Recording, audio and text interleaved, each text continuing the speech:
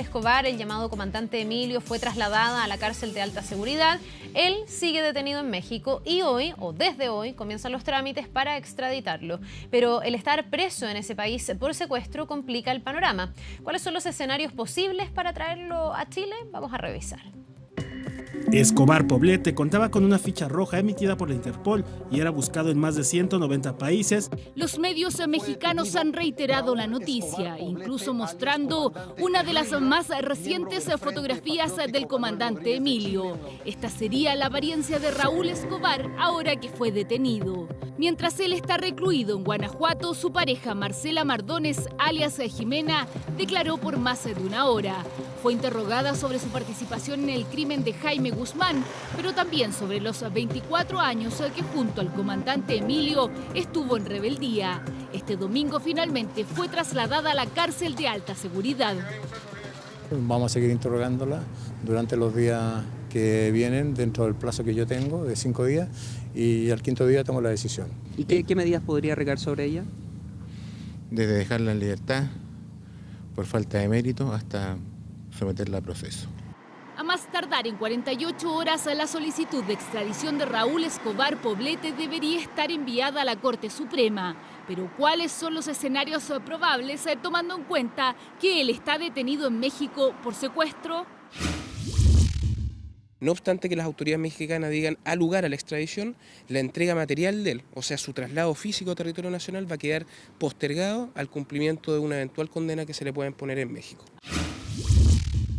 Y los países se ponen de acuerdo para que precisamente los nacionales de un país puedan cumplir en su propio país las condenas que se le impongan en otro. Es trasladado a territorio nacional y a su vez pueda cumplir la pena impuesta en México en territorio chileno.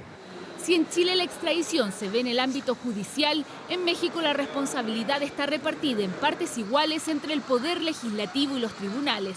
La expulsión no procede mientras hay un proceso penal en curso como la extradición, de la cual queda un escenario posible.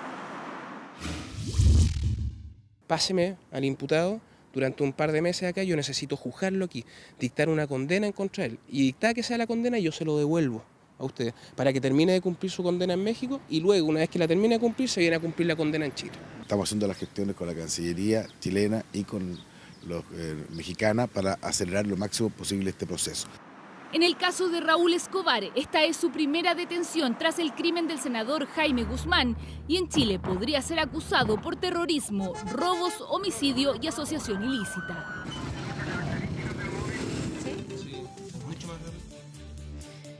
Bien, vamos a profundizar justamente en esto. ¿Cuál puede ser el futuro del comandante Emilio? ¿Cuánto podría pasar para que realmente se produzca una extradición hacia Chile?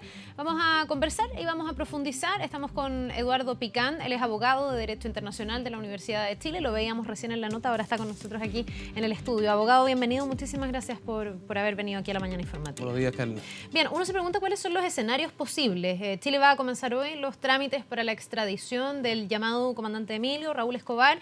¿Cuánto podría pasar o qué tan factible es que realmente él venga a Chile a cumplir condena por los delitos cometidos hace muchos años ya en nuestro país? Mire, Carla, la extradición es un acto esencialmente de cooperación internacional entre estados que tienen por objeto evitar la impunidad de delitos graves como los que se le atribuyen a esta persona. Ahora bien, los escenarios probables naturalmente dependen del escenario procesal que enfrenta hoy actualmente en México este ciudadano. ¿Por qué? Porque se ha dicho que se encontraría precisamente privado de libertad por un eventual delito cometido en ese país, cuestión que si bien no complicaría la decisión de extradición, sí podría complicar los plazos de su entrega. ¿Por qué no complicaría la decisión de extradición? Porque es distinto que un país diga, ok, procede la extradición y se los vamos a devolver, pero antes tiene que cumplir una condena en nuestro país, por ejemplo. O sea, un país puede tomar la decisión y tener toda la convicción de enviar a una persona al país de origen donde cometió el delito, pero podría haber un impedimento judicial al momento de haber otro delito cometido allá. Exactamente, mire, si no es para nada normal. De hecho, en la práctica lo usual es que las personas que son requeridas en extradición de un país a otro y que son detectadas a través de los mecanismos policiales, en este caso de Interpol, hayan sido precisamente detectadas en ese país por la comisión de un delito, como ocurrió en este caso. Eso es lo más normal. Lo anormal sería lo contrario. Entonces, aquí lo importante es saber que tenemos un tratado de extradición con México que obliga a los dos países a colaborarse recíprocamente de la manera más intensa para entregarse recíprocamente a estas personas. Ya.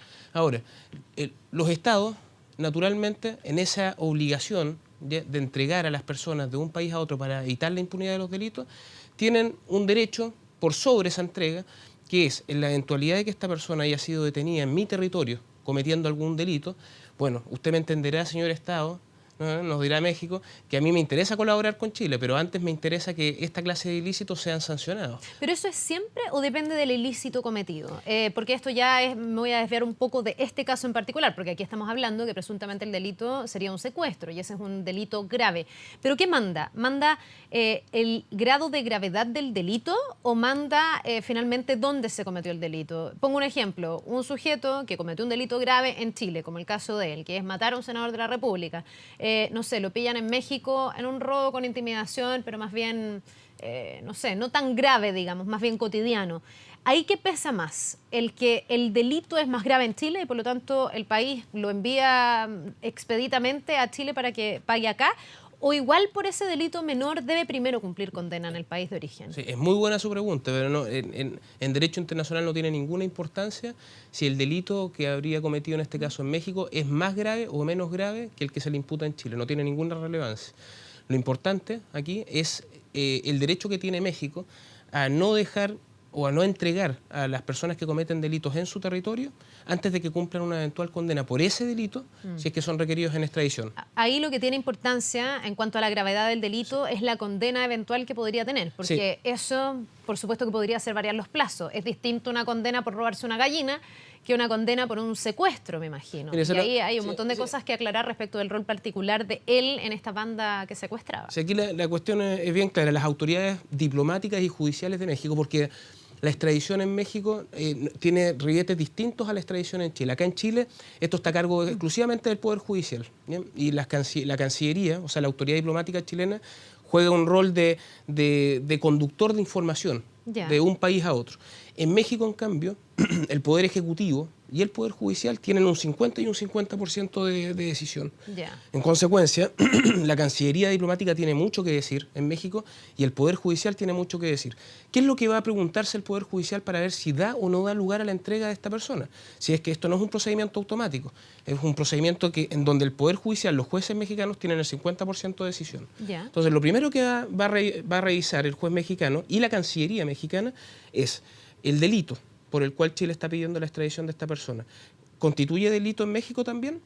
Si la conducta no constituyera delito, simplemente se rechaza la extradición. ¿Esto es él o los delitos? Porque en el caso del comandante Emilio es más de un delito. Aquí estamos hablando de la persona que es indicada como el autor material de la muerte de Jaime Guzmán, un senador de la República en la época, lo que no sé si es un agravante o no, y usted me lo dirá, pero además después él protagoniza la fuga de la cárcel de alta seguridad y es parte del equipo que rescata finalmente a otras personas que estaban, sus compañeros que estaban detenidos. Digamos. Por supuesto, ese es el análisis que le estoy explicando.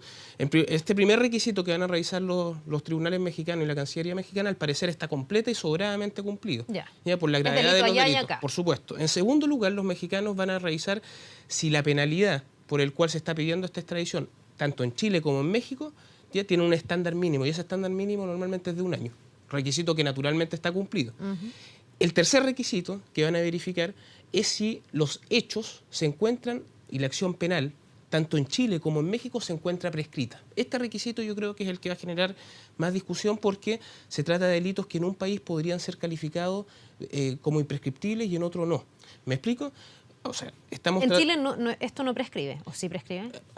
La doctrina de la Corte Suprema es súper clara en este sentido. Estamos en presencia de un homicidio calificado, actualmente de secuestros calificados, que son, a juicio de la Corte Suprema, que va a ser el primer filtro en la solicitud de extradición activa, son de carácter imprescriptible. En consecuencia, de lo mismo está absolutamente vigente el delito, aunque hayan pasado muchos años. Está completamente vigente la acción penal. Pero la pregunta es si los tribunales mexicanos y la Cancillería mexicana van a entender que esta clase de delitos comunes, que a nuestro juicio también desde un punto de vista científico, académico, son imprescriptibles, lo son para ellos también. Es una decisión que van a tener que tomar naturalmente los tribunales mexicanos, saber si el delito de homicidio es esencialmente imprescriptible o en este caso podría ser prescriptible, podría estar sujeto a plazo de prescripción. Eso es una decisión que soberanamente van a tener en sus manos los tribunales mexicanos, pero que indudablemente por las facultades que tiene el Poder Ejecutivo en México para decidir la extradición, las gestiones que puede hacer nuestra Cancillería son realmente importantes. Ya, y si son esos 3 criterios que usted me dice, al menos 2 se cumplirían holgadamente. Habría uno, que es el tema de la prescripción, que podría hacer dudar.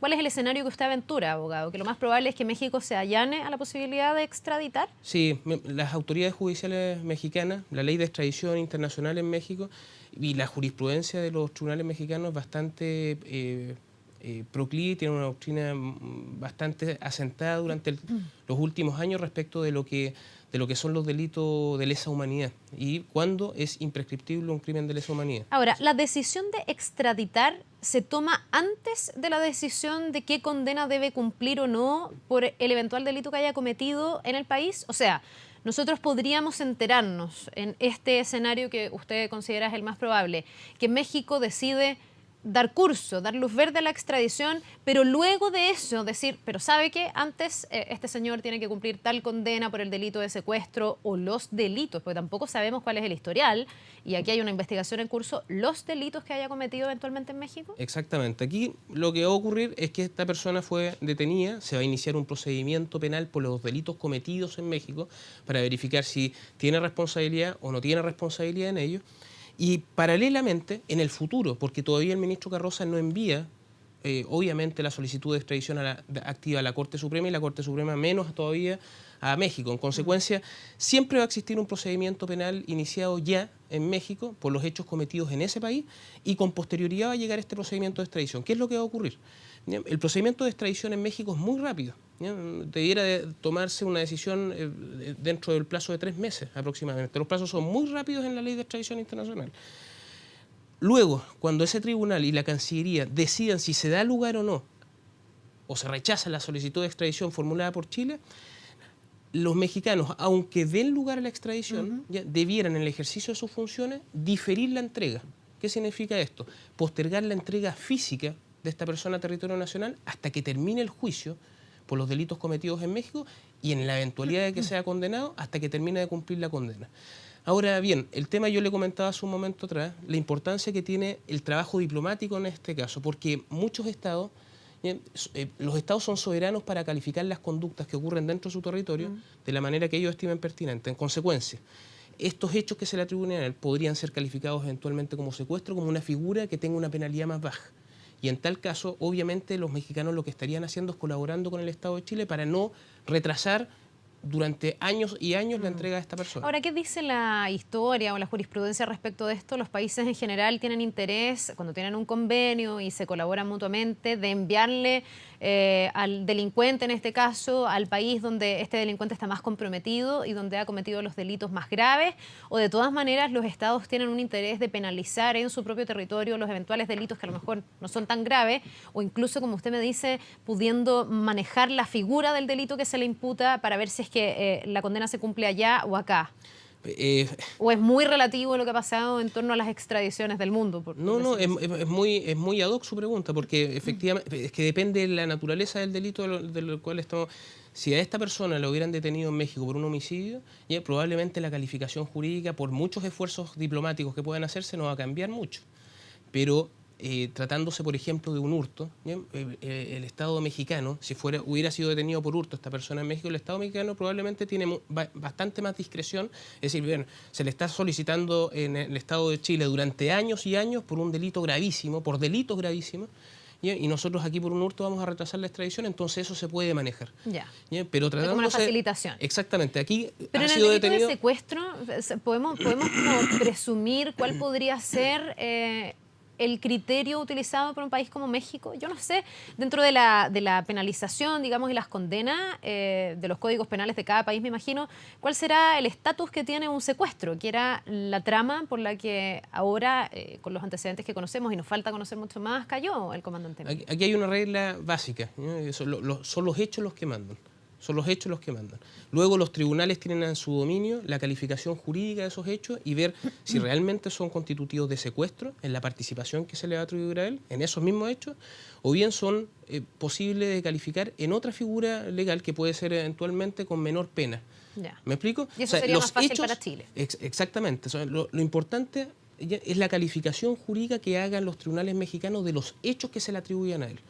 si los hechos que se le atribuyen a él son configurativos de un delito de secuestro duro, ¿ya? Probablemente el Estado de Chile, por más que pidamos la extradición, vamos a tener que esperar que termine el juzgamiento por secuestro en México y que termine el cumplimiento de la condena que se le imponga. Abogado, desconozco completamente cómo son los procesos judiciales en México, pensando en que esa investigación se va a tener que hacer sí o sí y el juicio por el delito que sea se va a tener que hacer sí o sí. Son, digamos, juicios, trámites relativamente expeditos, depende de la gravedad del delito también, pensando en que usted me dice 3 meses para ver si es que se da curso o no la extradición.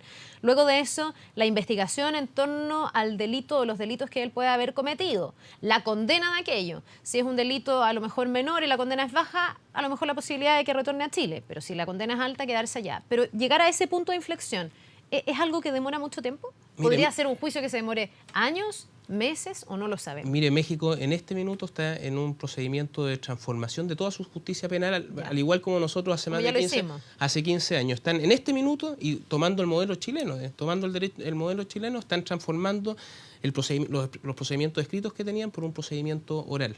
Pero están en pleno proceso de transformación. Entonces, obviamente, habrá que revisar según la tramitación que le dé la propia ley interna mexicana los plazos de tramitación. Lo que yo sí le puedo explicar es que en materia de extradición, en México, la tramitación en México está compuesta por 2 etapas bien diferenciadas. Una, la solicitud cuando salga de Chile por conducto diplomático a México, va a llegar al Poder Ejecutivo, va a llegar a la Cancillería y la Cancillería hace el primer análisis y va a revisar, a ver este procedimiento, a ver si reúne los requisitos mínimos. Si no reúne los requisitos mínimos, le va a pedir información adicional a Chile o puede simplemente decir, yo no tramito esto porque falta cumplir tales y cuales requisitos. Luego, exclusivamente, si pasa ese primer filtro de la Cancillería, que es un filtro esencialmente político, diplomático, pasará a este segundo escenario, que es un escenario judicial en donde el tribunal es el que determina si procede o no. Si el delito es grave y la condena es, no sé, superior a los 10 años, por ejemplo, Chile ahí se pone a la fila. Un poco lo que pasó con la figura de Hernández Norambuena, ¿no? Porque recordemos que Hernández Norambuena es uno de los compañeros, en este caso, de quien ha caído ahora, de Raúl Escobar, y él queda detenido cuando se comete el secuestro de un publicista, un empresario en Brasil, de Washington Oliveto. Y él está cumpliendo una condena de 30 años, por lo tanto Chile ahí se tuvo que poner a la fila, digamos. Hasta que él no cumpla esa condena, va a estar en Brasil porque tiene que cumplir aquello que dictaminaron los tribunales de ese país. En el caso hipotético, en el escenario eventual de que el delito sea considerado grave y se compruebe un rol de él de verdad importante dentro de esta trama de secuestros u otros delitos en México, Chile tendría que ponerse a la fila. O sea, quedaría cursada la extradición, pero a la espera de que se cumpla condena en ese país y luego acá. Sí, ahora, efectivamente, es que la extradición es un procedimiento de garantías para el imputado. O sea, esta posibilidad, en definitiva, y muchos imputados así lo hacen, precisamente cometen delitos en el estado de refugio, muchas veces para asegurar su permanencia en él. Si esto es una cuestión bastante habitual también. Ahora, ¿pensando que la justicia allá fuese más blanda que la justicia en el país de origen? Mire, más que más blanda, es que simplemente muchos imputados generan redes familiares en el estado de refugio, ¿ya? Y obviamente para los efectos de evitar su eventual traslado, ¿ya?, al estado que lo está requiriendo, a veces cometen esta clase de delitos. Pero, contestando derechamente la pregunta que usted me acaba de hacer, el derecho internacional entrega además otras herramientas frente a estos escenarios, que son herramientas poco conocidas, pero que son muy, muy relevantes, que es la posibilidad de que los nacionales de un Estado que son condenados en otro puedan eventualmente acceder a través de cooperación entre los Estados al cumplimiento de las condenas en su país de origen. ¿Me explico? Sí. En consecuencia, si un chileno es condenado, por ejemplo, en España, por un delito y se le asignan 15 años de privación de libertad, Chile y España tienen tratados internacionales que se denominan tratados sobre traslado de condenados que permitirían que este chileno, en vez de cumplir esos 20 años de cárcel, esos 15 años de cárcel en España, los pueda cumplir en territorio chileno. Ahora, ¿de qué depende que se tome esa decisión? Porque es interesante esta figura. Uno presumía que la condena se debe cumplir en el país donde se ha cometido el delito. Pero usted me dice que por un acuerdo recíproco podría ser que volviera al país de origen, en este caso el comandante Emilio, de quien estamos hablando. ¿De qué dependería? ¿Dependería de la voluntad del gobierno mexicano? ¿Dependería de los tribunales? En este caso usted me dice que ahí hay una decisión 50 y 50. ¿Dependería de cuántas gestiones presiones y cuán insistente sea Chile para tratar de convencer a México de que la condena que ellos pudieran decretar allá se va a cumplir de buena manera en nuestro país, que no hay riesgo de fuga de la... Yo me imagino que los países también se deben poner al resguardo en este sentido. Sí, Carla, mire, esta es una segunda alternativa, y obviamente en el escenario de que esta persona sea condenada por los hechos cometidos en México y que esa condena sea alta, ¿no es verdad? Entonces, la opción que da el derecho internacional, contestando su pregunta, sobre acceder a un traslado de condenados, supone la existencia de 3 consentimientos, de 3 voluntades. La voluntad de México, del Estado mexicano, la voluntad del Estado de Chile, que se materializa a través de un acto del Ministerio de Justicia. Es el Ministerio de Justicia en este caso el que tiene la palabra. Es muy importante, no es la Cancillería, es el Ministerio de Justicia. Ya. Y en tercer lugar, tiene que manifestar su voluntad la persona del condenado. La propia persona del condenado. Él mismo debiese manifestar su voluntad si prefiere cumplir la condena allá o acá. Sí, es lo que se denomina... ¿Se le da ese derecho al condenado? Sí, por supuesto. Es lo que se denomina el triple consentimiento. Se requiere la voluntad de los 2 estados, México, Chile, y además la voluntad de la propia persona condenada.